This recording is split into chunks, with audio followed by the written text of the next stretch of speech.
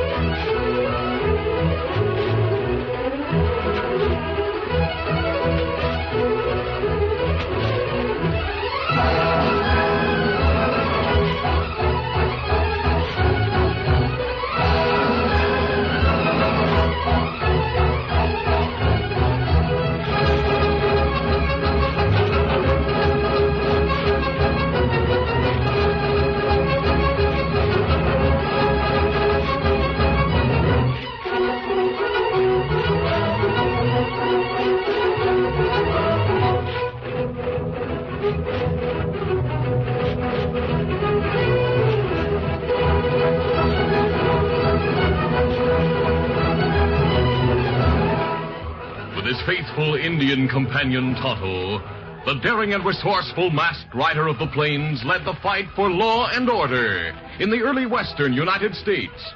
Nowhere in the pages of history can one find a greater champion of justice. Return with us now to those thrilling days of yesteryear. From out of the past come the thundering hoofbeats of the great horse Silver. The Lone Ranger rides again. Oh, Silver!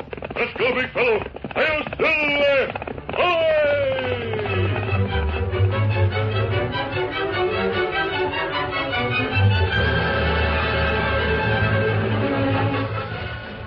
Two men rode the trail toward Oakford. One was a young man about 23 named Bert Deming.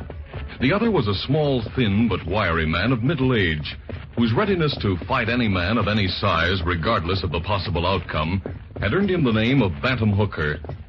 Bantam was talking as usual while they rode along at a leisurely pace. You know, Bert, I always figured you'd stay on the farm after your dad died. Make a good living out of it. With me to help, of course. Talk sense, Bantam. You know as well as I do that we'd never make a go of that farm. Dad left a lot of debts along with it, so I just had to sell to pay off. But you could have tried, by Jiminy. Shucks, the minute your dad was in his grave, you sold the place. Yeah, and out of the money I got, I have $2 silver left. Yeah, I see what you mean, son. But if we land jobs with that uncle of yours near Oakford, we'll make out all right, I reckon. Bantam, you were with Dad a long time. Did you ever hear him mention Uncle Hank? Well, now I recollect him saying once that Hank Deming, his brother, was too big for his britches, wanting to grab all the land he could, and trying to put everybody else out of the cattle business and all. I heard Uncle Hank's spread is one of the biggest in the territory. Yeah, I reckon that's so. They don't come any bigger than the Bar D down this way. I reckon Dad and my uncle didn't get along together. Well, you reckon right, son. Seems like your dad started out in partners with his brother Hank, but somehow he got squeezed out of the running. I wonder how that happened. Seems your dad didn't pay any attention to the business side of things. Left all that to Hank. Well, there come a day when your dad found out everything, the whole kit and caboodle was in Hank's name. You mean Uncle Hank cheated Dad out of his share?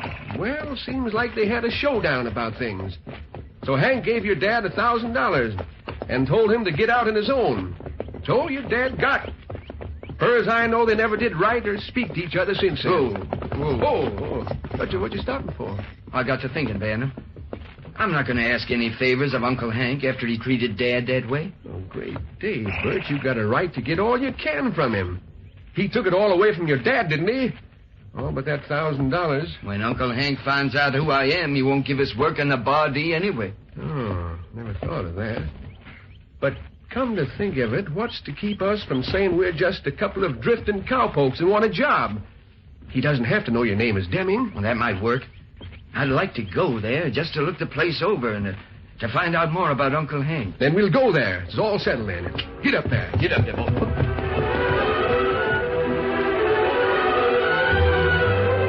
That evening, Hank Deming sat with his wife Emma and his foreman Alex at the supper table. Hank, a gruff, hard type of man, was speaking. Right, Thunder, Alex. If you want to stay on here as foreman, you better do something about getting those ornery nesters out of the South Valley like I told you to. Hank, I told you I've tried every way I know to get 'em out. Yeah? But even threats won't budge 'em. Hank, I don't blame them. Those small farms are their homes. They're all they have. You don't really have legal title to that land, Now, anyhow. never mind putting in your 2 cents, Emma.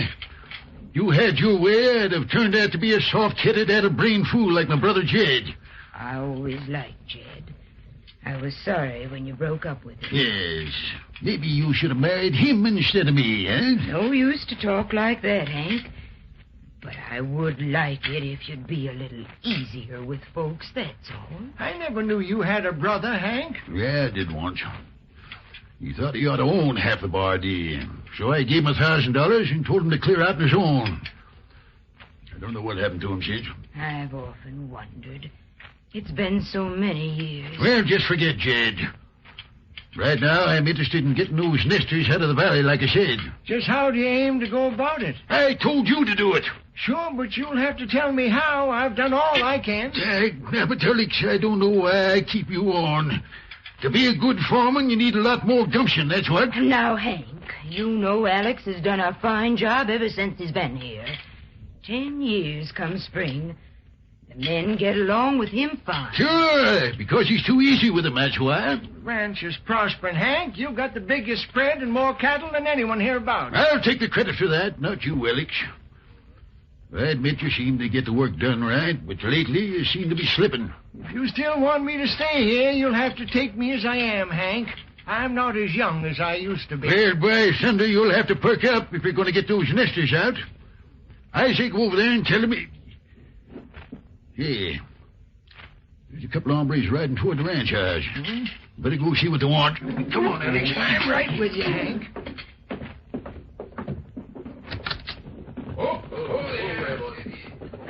Hey, good evening, strangers. What brings you to the Bardee? Are you Mr. Deming? Yes, I am. So you're Hank Deming, eh? Reckon I should have known that right off. What do you want here? We thought maybe you could use a couple extra hands here at the Bardee. My name's Bert, and he's called Bantam. We sure heard a lot about you, Mr. Deming. Alex, you talk to him. You think you can use him? Put him on. I'm going to finish my supper. Well, do we get jobs? I could use this young fella right well, but... But what? By Jiminy, I can ride, herd, and rope calves with the best of them.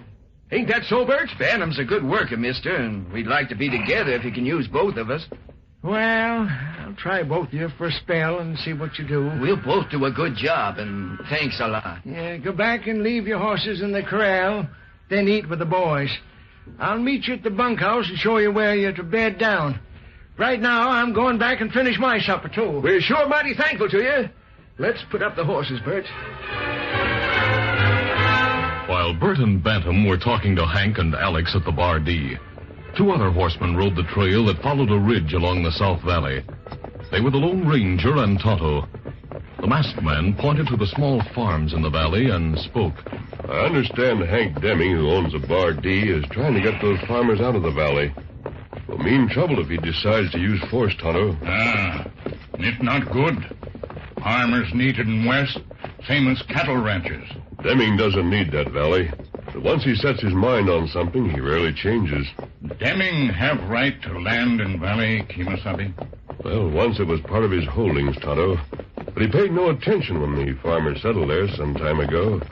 Now they claim squatters' rights to the land. Me hear Hank Deming plenty hard feller. Yes, he is. Lately, he's been making threats against those farmers. But they're determined to stay. Plenty trouble come soon, maybe. We'll camp in the hills nearby in case it does. The sun is setting, so we'll head for that grove over there. Come on, Get him up, Scout.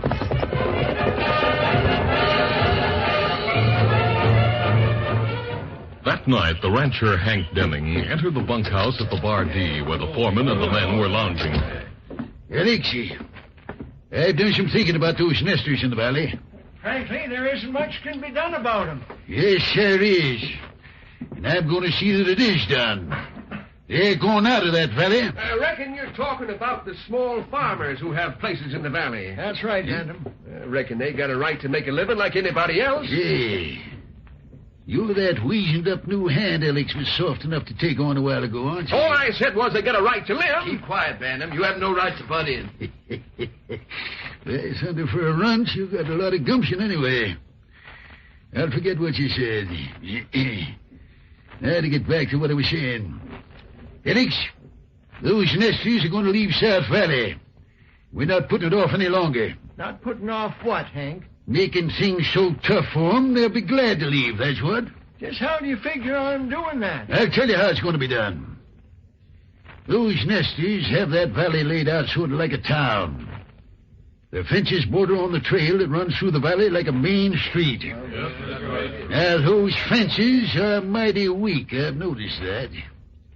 Now, here's what we're going to do. At dawn, I want you to round up about 1,000 head of cattle. Then we'll drive them down that narrow trail between the fences. Great day, Hank. They'll bust through those fences and spread out all over the place. That's right. Excuse me, Mr. Deming, but if the cattle do break through those fences, they'll overrun the farmland and ruin the crops before we can round them up again. That's exactly what I'm counting on. Maybe after that happens, those nesters will decide it ain't no use fighting Hank Deming. Dagnabbit, that's a low, dirty trick. Eh? If I was one of them farmers, I'd use a rifle and shoot down as many of them steers as I could before you did round them up again. Yeah? If they did that, I could have the law on him. We have the right to drive cattle along that trail. Nobody ever does. Then we'll be the first. Ain't our fault if the fences don't hold. By Jiminy, as far as You shut up! Now, if there's anyone here who don't want to follow orders, he'd better grab his gear and quit right now. You all understand that? Good. Now, rouse them out at dawn, Alex. When you got the cattle ready to move, let me know. I'll go along to help drive them. That's all I got to say. A few minutes after Hank left the bunkhouse, Bert signaled to Bantam, and the two men sauntered out into the moonlight. They walked to the corral where Bert leaned against the fence as he spoke. Bantam, I sure can't believe an uncle of mine would do what Uncle Hank is planning to do to those farmers in the morning. After the way he treated your dad, Hank Deming would be expected to do most anything. He's sure a mean one. So I'm finding out. And I wish there was something we could do to spoil his plan. Now, the least we can do is to warn the farmers, Bert. If they know what to expect, they might be able to stop him. Well, that's true. Let's saddle our horses and ride to South Valley. Won't take long. All right, if we tell one of the farmers, he can tell the others. Come on, let's get going. Since the night was bright and warm, the Lone Ranger and Tonto decided that they'd investigate the valley. They rode from their camp and moved along the trail that headed into the valley. As they rounded a bend, a shot over their heads caused them to pull rein sharply. Shot come from behind Big Boulder. Yes, I know. Reach, both of you, and keep reaching. All right, do as he says, Tonto. Ah. All right, now show yourselves. Get up there. Get over. Whoa. We got you covered. By Jiminy, Bert, it's a masked hombre and an Indian. So I see, Bantam. They're probably here as part of Uncle Hank's plan to get rid of the farmers. By Uncle Hank, do you mean Hank Deming? That's right. I reckon he'd go so far as hiring a couple of outlaws to help do his dirty work. We're not outlaws. If Hank Deming is your uncle, you must be Jed Deming's son. Well, say, how come you know my father's name? I knew him, and I know the treatment he received in the past from Hank. The only way you know all that is because Hank told you, mister. That means you are working for him. And I'm giving you 2 minutes to tell why you came here, or you'll get a bullet.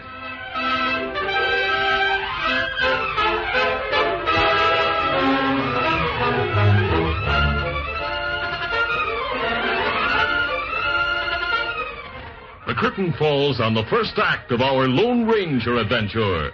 Before the next exciting scenes, please permit us to pause for just a few moments.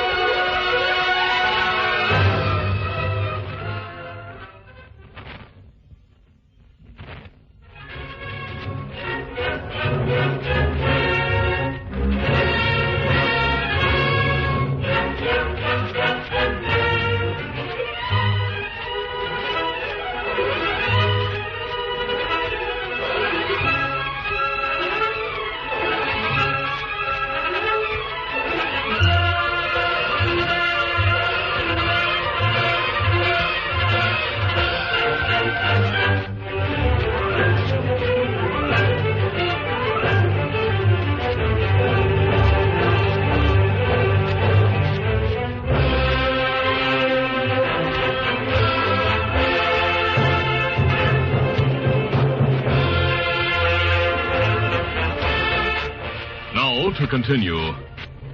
While riding to investigate the valley in which the small farmers lived, the Lone Ranger and Tonto were stopped on the trail by Bert Deming and Bantam Hooker, who faced the masked man and Indian with drawn guns. Bantam was inclined to believe they were hired by Hank Deming to move against the farmers, and he gave the Lone Ranger 2 minutes to give an explanation. The masked man smiled, then spoke. I never met you before, Bantam, but Bert's father told me about you. I know you mean well. He knows your name, Bantam. No matter. Even if he got mad, he couldn't do anything about it. Him not know Lone Ranger very well. What? Great day, did you say the Lone Ranger? Not right. By Jiminy Bert, your dad told us about him. The mask, the white stallion, and all? Yeah. Doggone, mister, you just keep smiling. I'll put up my gun pronto. Well, why didn't somebody tell me sooner? I'll holster my gun, too. Well, Dad told us how fast you are in the draw, mister. Well, thanks. Tonto and I are used to getting out of tight situations. Not right. Gosh, it's sure great to meet you. In fact, I can't think of anyone I'd rather meet right now. Bert, from a few of your remarks, it seems your uncle is planning to move against the farmers in this valley. Yep, that's just what he's doing. Bert and I figured on warning him. Are you living with your uncle? But Dad died a few weeks ago. I decided to look up Uncle Hank after I sold our place. Bantam and I arrived this afternoon and got jobs at the Bardee. Nobody there knows I'm Bert Deming. I see. And you don't approve of your uncle's attitude toward the farmers? No. I figure they have a right to make a living. I'm glad you feel that way about it. What is your uncle planning to do? Briefly, Bert told the Lone Ranger what Hank Deming planned the following morning. The masked man and Tonto listened intently. When Bert had finished, the Lone Ranger thought a moment, then spoke. Something will have to be done to stop Deming from carrying through such a plan, Bert. Well, that's what we think. We decided to warn the farmers, hoping they could do something. All right. You and Bantam go to each of the farmers. The trail between the fences through the valley is only about 50 feet wide. Not right. Maybe he's just talking and won't do anything. But just in case he does start the cattle drive, I've thought of a plan you may suggest to the farmers. It'll prevent the herd from entering the valley for the time being and give us a chance to discuss the situation with Hank Deming. Now listen carefully.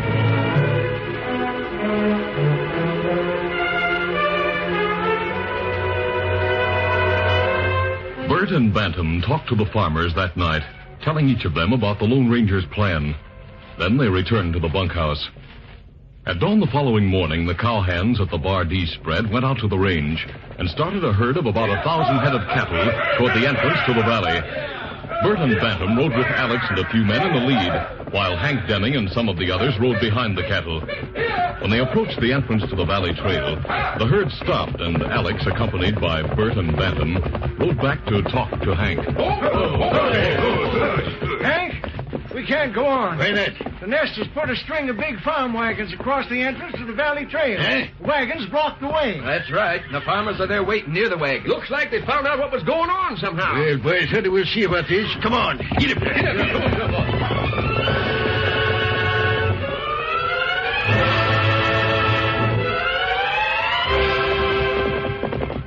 Within a few moments, Hank and the others drew rein near the wagons which blocked the way. Hey, you nesties. Move those wagons out of there pronto, or we'll move them for you. Don't try it, Deming. You do, there'll be plenty of shooting. You got no reason to drive that herd through the valley. You're doing it just so as to ruin our crops. You know those weak fences on either side of the trail won't hold. I don't have to tell you my reason for taking cattle through there. That's an open trail. And by thunder, we're going through. We'd better do something soon, Hank. Cattle are beginning to mill around and get restless. Get the men, pull those wagons out of there, Alex. The first cowpoke who lays a hand on those wagons gets a bullet. We better turn the herd back, Hank. If shooting starts, anything might happen. Alex is right, Mr. You Deming. keep out of this, young fella. Alex, if you haven't gumption enough to take them in and pull away those wagons, I'll do it myself. Follow me, men. Deming, I warned you. The first one to touch one of those wagons gets lead. You'd better not use your guns. All right, the rest of you, grab a hold and help me. I'll stop him. Hold it. Oh, grease my hand. He saved Hank's life. I don't know why an outlaw should save my life. He's a friend, Mr. Deming, believe me. And if he and the Indian are friends, they'll help us get these wagons away. We're not going to help you bring ruin to the farmers, Deming. In that case, Get out of here and mind your own business. I make it my business to see that the rights of all men are respected, Deming. That small valley means little to you. Yet you're determined to drive a dozen families from their homes just to prove your power. Cattle plenty restless. Not good. Ellis, take Bert, Bantam, and a few of the others and ride behind the herd. Try to keep 'em milling till we're ready to drive 'em through. All right, Hank. Come on. Let's go, fellas. Get in. Now, the rest of you, grab your guns. Some of you help me move the wagons while the others cover those ornery nesters. And throw lead if necessary. Now, we'll move those wagons. Don't let them move the wagons. We farmers have our rights. So we mean business. Wait. The cattle are stampeding back toward the range. Mr. Deming, look riding over the slope back there, right in the way of the herd. Great. It's my wife, him. Steady. Get it back. Get it. Come on, fiddle. Hank, with the Lone Ranger and Tonto, raced alongside the big herd, hoping to outdistance the frenzied cattle and try to help Hank's wife. The Lone Ranger and Tonto passed Hank and were soon galloping to one side of the leaders of the herd. They saw the woman on horseback who had stopped in alarm, then had started her horse to one side in hopes of reaching safety. Come on, Silver. Touch the big fella. Get him up, Scout. Suddenly, they saw the woman's horse stumble. Though it didn't fall, she seemed to grab the saddle, losing the reins, which fell forward over the horse's head and hung loose. The horse, terrified, stepped on the trailing reins, then stomped in a circle as she tried frantically to reach for them. Woman, drop reins. Cattle soon reach horse. They may not be able to. Look, fellow. Young fella, Bert, go to help woman. They still won't make it unless we swerve the herd away from them. Use your guns, Tonto. Fire over the cattle's head.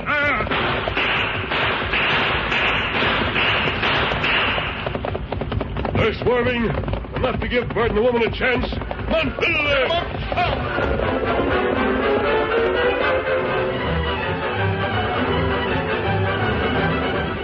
The masked man and Indian saw Bert reach Mrs. Deming, grab the reins of her horse, and start leading him off to the side. The stampeding herd had swerved just enough so that the young man and the woman escaped with only a few feet to spare. Bert and Mrs. Deming pulled to a stop as the cattle thundered past. Oh,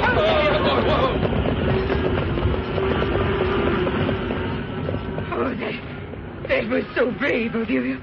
You saved my life. Well, if the cattle hadn't swerved like they did, ma'am, we'd have been done for, I reckon. Bert, it was a very brave thing you did. Isn't that right? A masked man. He's a good friend, ma'am. In fact, he and the Indian caused the cattle to turn away far enough to give us a chance. Go there. Jimmy, are you all right? Great day when I saw you out This there. young man, Bert, saved my life. What? The masked man and Indian did their part, too. Deming, your trouble with the farmers almost brought about your wife's death. Yes, I know. If that had happened, well, thank heaven it didn't. Hank, we saw Mrs. Deming too late to be of any help. I sure thought she was a goner. If it hadn't been for Bert, she might have been, too. I told you, Hank Deming, this would lead to bad trouble. Might have been worse if you went through that valley with a herd. That's right, Bantam. It might have. Well, those nesters had no right to stand up and give me like they did. Still stubborn as a mule. Even after the masked man saved your life and Bert saved your wife. Well, listen, you sawed-off runt, no hand of mine is You gonna got talk that wrong, mister. I quit, and I bet Bert does, too. Easy to see his dad must have inherited all the good traits of the Deming family, and you got all the bad ones. Bantam, don't talk so much. Hey, wait a minute. Just what did you mean by that remark, Bantam? What's Bert got to do with the Demings? Bert is Jed Deming's son, Hank. What? He's your nephew. Oh, how wonderful. Oh, Hank, to think we never even knew. Is that right, son? That my brother Jed is your dad? Was is the word, Uncle Hank. Dad died a few weeks ago. Yeah? Jed. Oh, Hank, just think our own nephew's a hero. Remember, he saved my life. Well, I'll be doggone. I'd never have taken Bert to be a Deming. Eh? Alex, what do you mean by that? Why shouldn't You know as well as I do, Hank, what Alex means. Sure.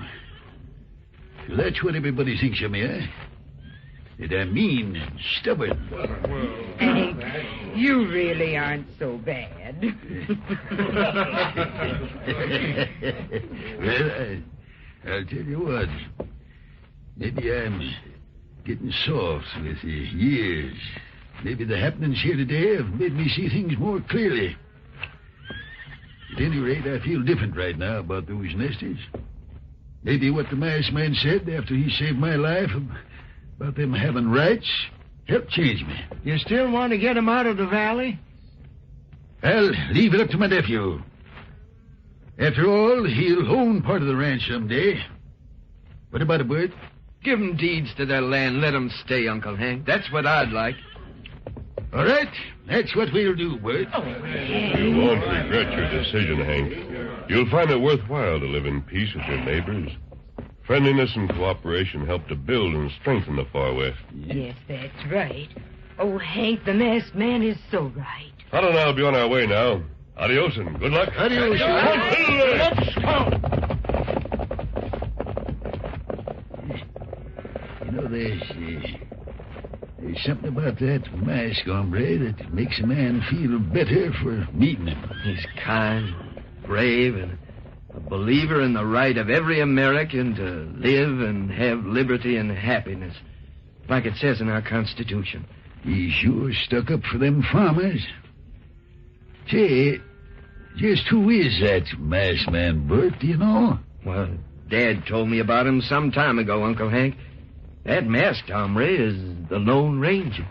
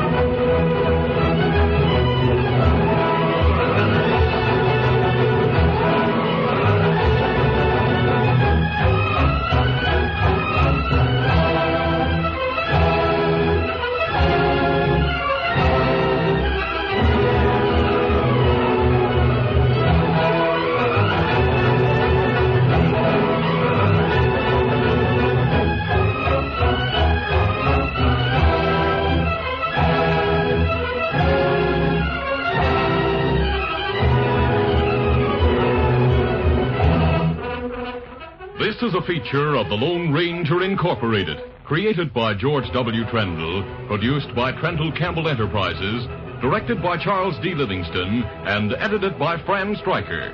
The part of the Lone Ranger is played by Brace Beamer.